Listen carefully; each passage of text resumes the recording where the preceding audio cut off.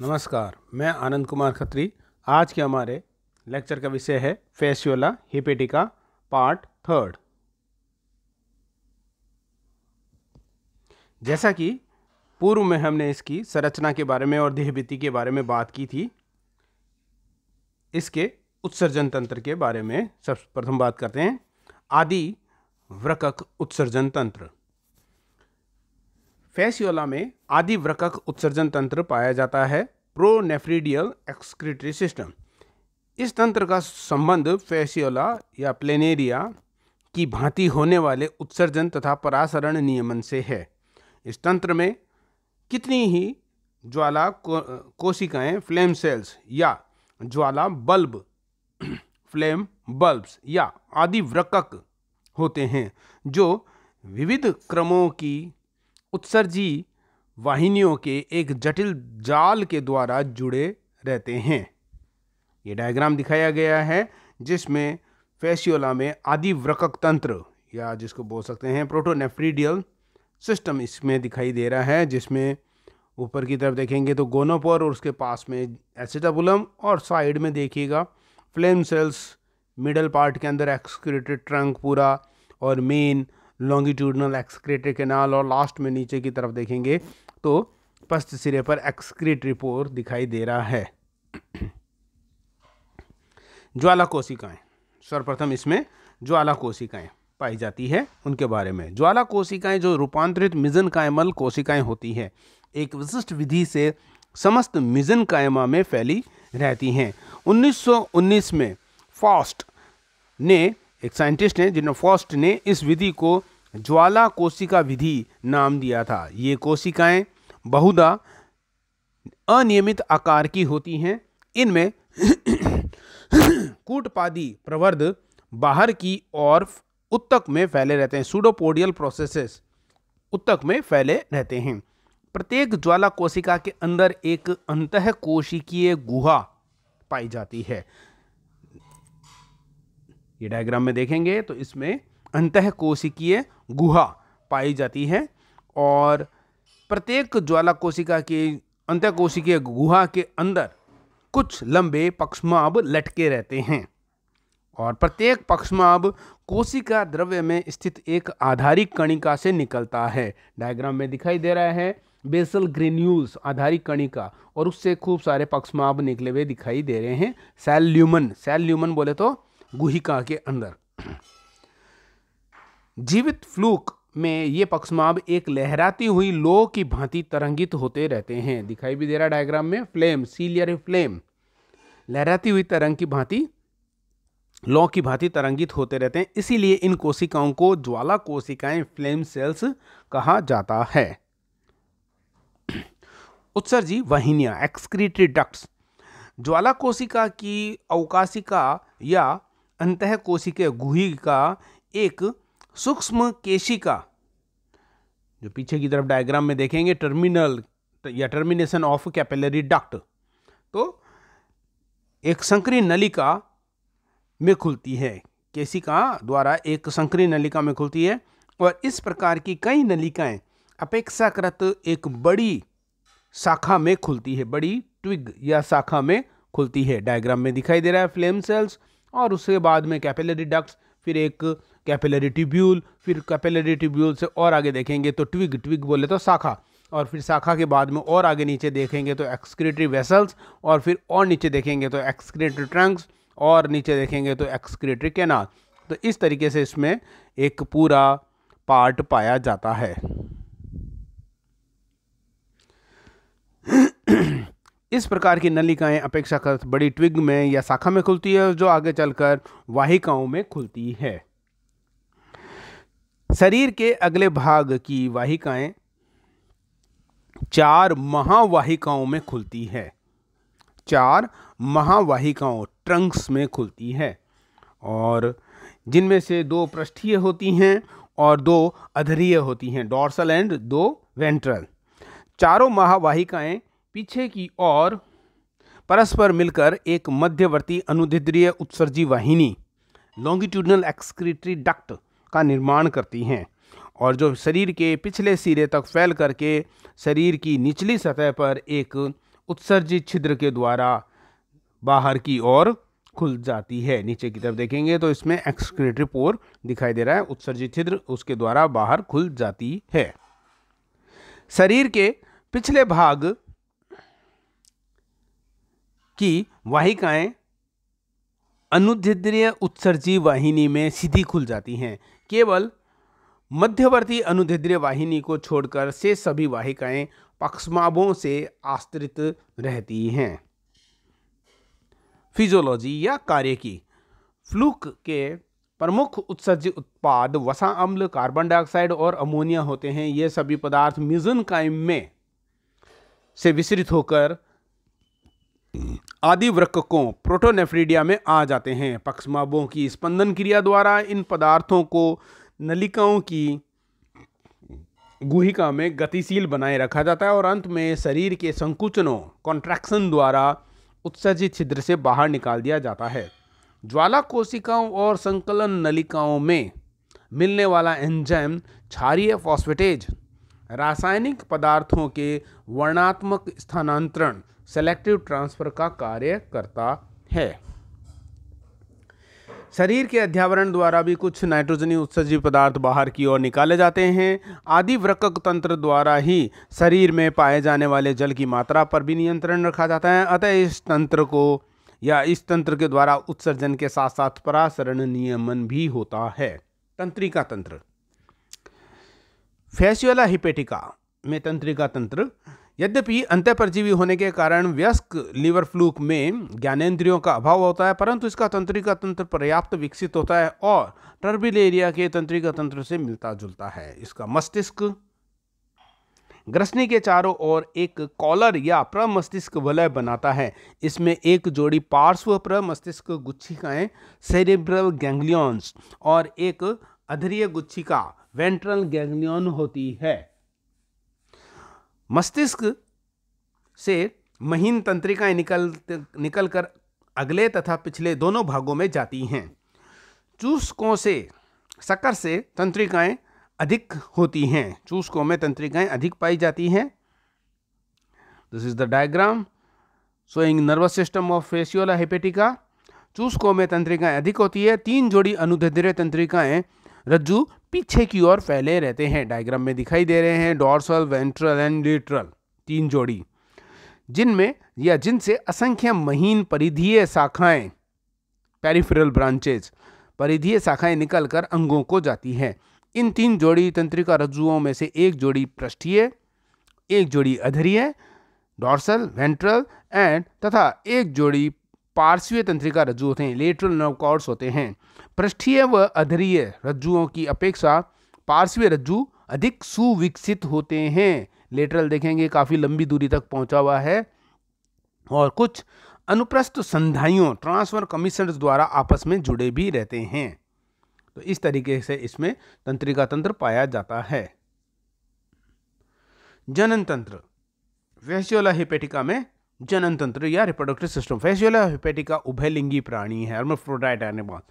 इसकी जनन ग्रंथियां सुविकसित होती हैं, जेनेटिक ग्लैंड्स या गोनेडियल ग्लैंड्स, तथा नर व मादा जननिक वाहिनियां एक ही वेश्म जननिक वेश्म या परिकोष्ठ जेनाइटल एट्रियम द्वारा में खुलती हैं। जननिक परिकोष्ठ शरीर के अगले भाग में स्थित होता है और अधर सतह पर एसिटाबुलम से आगे जननिक छिद्र या जनन नद द्वारा बाहर खुलता है। नर जनन तंत्र मेल रिप्रोडक्टिव सिस्टम, ये डायग्राम दिखाया गया है जिसमें दोनों मेल और फीमेल के रिप्रोडक्टिव सिस्टम्स के बारे में बात की गई है, दिखाया गया है।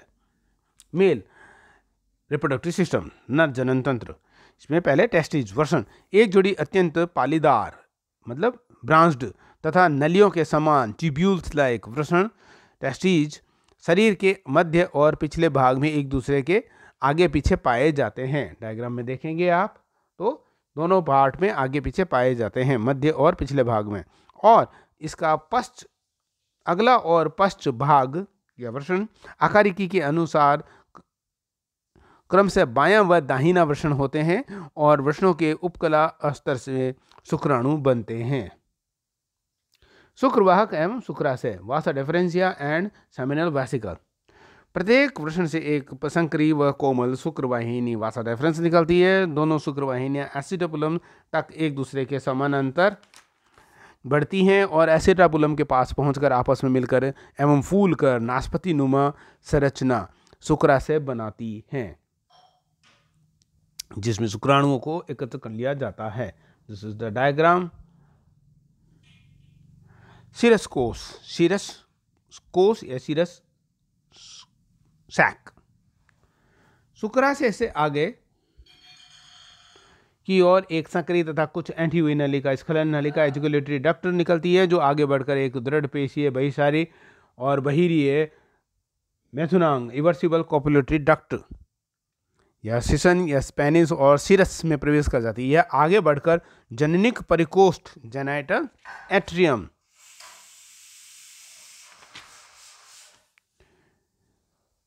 में नर जनन छिद्र द्वारा खुल जाता है। जननिक परिकोष्ठ उभयनिष्ठ जनन रंध्र कॉमन गोनोपोर द्वारा बाहर खुलता है। स्खलन नलिका वाहिनी के चारों ओर असंख्य एक कोशिकीय प्रोस्टेट ग्रंथियां पाई जाती है, प्रोस्टेट ग्लैंड्स, जो कि स्खलन वाहिनी में ही खुलती है। इससे निकलने वाला क्षारीय द्रव मैथुन के समय शुक्राणुओं को मुक्त रूप से गति करने में सहायक होता है। सिरस प्रोस्टेट ग्रंथियां एवं शुक्राशय एक सिरस कोष्ठ, सिरस पाउच या सिरस कोश, सिरस सैक में बंद रहते हैं। इस डायग्राम में दिखाई दे रहा है सिरस सैक, और उसमें इजैकुलेटरी डक्ट दिखाई दे रही है और साथ ही सिरस दिखाई दे रहा है और प्रोस्टेट ग्लैंड्स दिखाई दे रही हैं और सेमिनल वेसिकल दिखाई दे रहा है। तो ये सभी उसी के अंदर बंद रहते हैं। मादा जनन तंत्र, फीमेल रिप्रोडक्टिव सिस्टम। ओवरी शरीर के अगले एक तिहाई भाग में, डायग्राम में देखेंगे तो इसमें भी आपको दिखाई दे रहा है, शरीर के अगले एक तिहाई भाग में वृषणों से आगे की ओर दाहिनी और एक अत्यंत शाखित एवं नली के आकार का अंडाशय ओवरी या जर्मेरियम पाया जाता है। डायग्राम में दिखाई दे रहा है ओवरी ब्रांच्ड, काफी ब्रांच दिखाई दे रहा है। नेक्स्ट इसमें देखेंगे तो अंडवाहिनी एवं गर्भाशय, ओविडक्ट एंड यूट्रस। अंडाशय की सभी शाखाएं परस्पर मिलकर, डायग्राम में देखें, अंडाशय की सभी शाखाएं परस्पर मिलकर एक छोटी एवं संकरी अंडवाहिनी बनाती है, ओविडक्ट।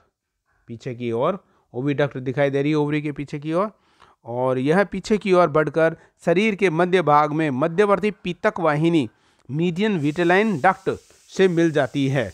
पीछे की ओर देखेंगे तो मीडियन विटेलाइन डक्ट, मध्यवर्ती पीतक वाहिनी, उसमें जाकर के मिल जाती है और अंड पितक वाहिनी या गर्भाशय का निर्माण करती है। पीछे की तरफ देखेंगे तो इसमें क्या बन रहा है, ओवोविटेलाइन डक्ट या गर्भाशय का निर्माण करती है।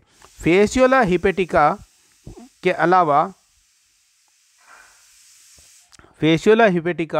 के अलावा कुछ अन्य जातियों में अंडवाहिनी मध्यवर्ती पितक वाहिनी में मिलने से पूर्व फूलकर ऊ टाइप नामक एक विशेष संरचना बनाती है।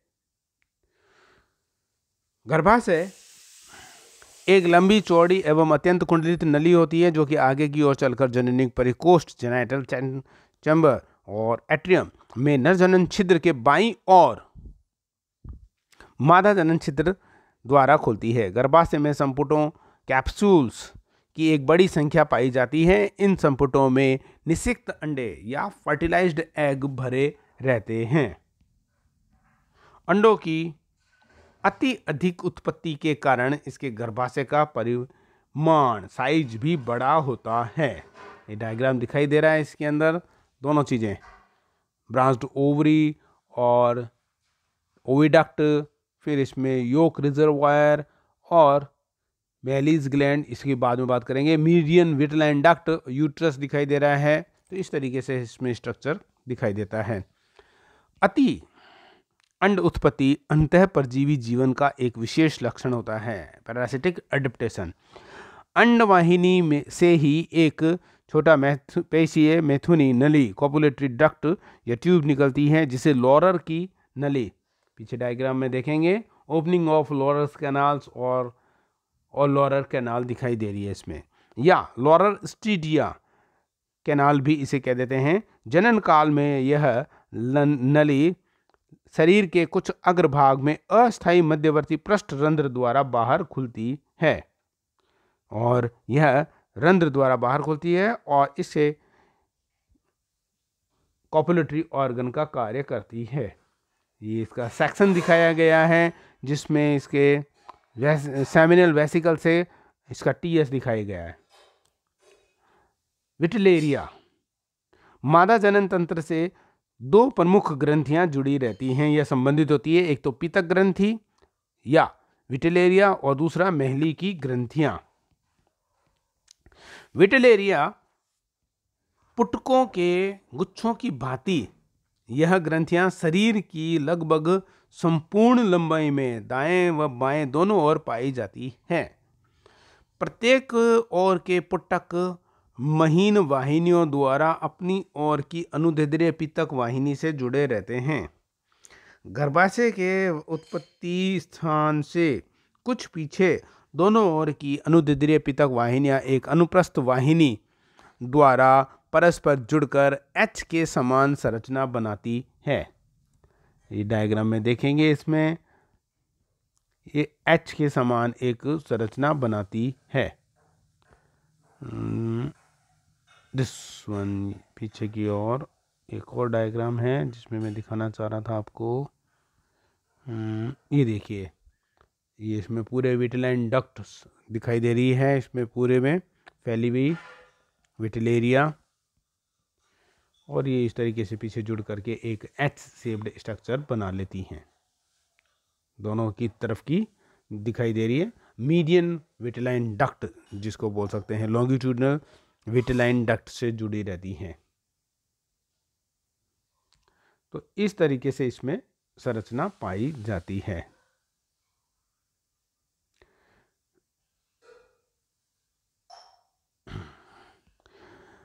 गर्भाशय की उत्पत्ति स्थान से कुछ पीछे की ओर दोनों ओर की अनुप्रस्थ पितक वाहिनियां एक अनुप्रस्थ वाहिनी या ट्रांसवर्स डक्ट के द्वारा जुड़कर एच के अक्षर के समान संरचना बनाती है, और अनुप्रस्थ वाहिनी से आगे की ओर अनुदैर्ध्य वाहिनियों के भाग अगली भुजाएं एंटीरियर लिम्स और पिछली भाग की ओर पिछली भुजाएं कहलाती हैं। अनुप्रस्थ पितक वाहिनी मध्य में फूल करके पितक आशय योक रिजर्वायर बनाती है। पितक आशय से आगे की ओर एक मध्यवर्ती पितक वाहिनी मीडियन विटिलाइन डक्ट निकलती है, जो कि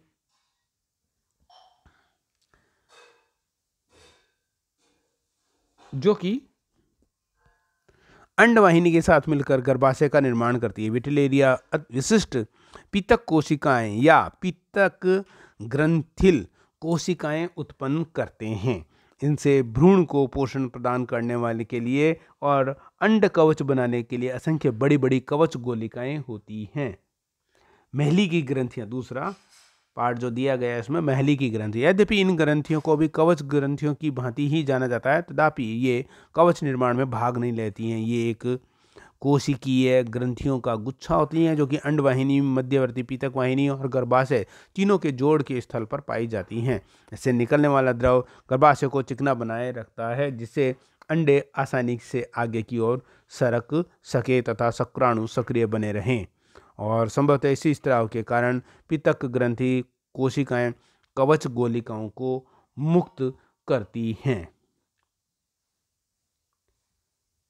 धन्यवाद।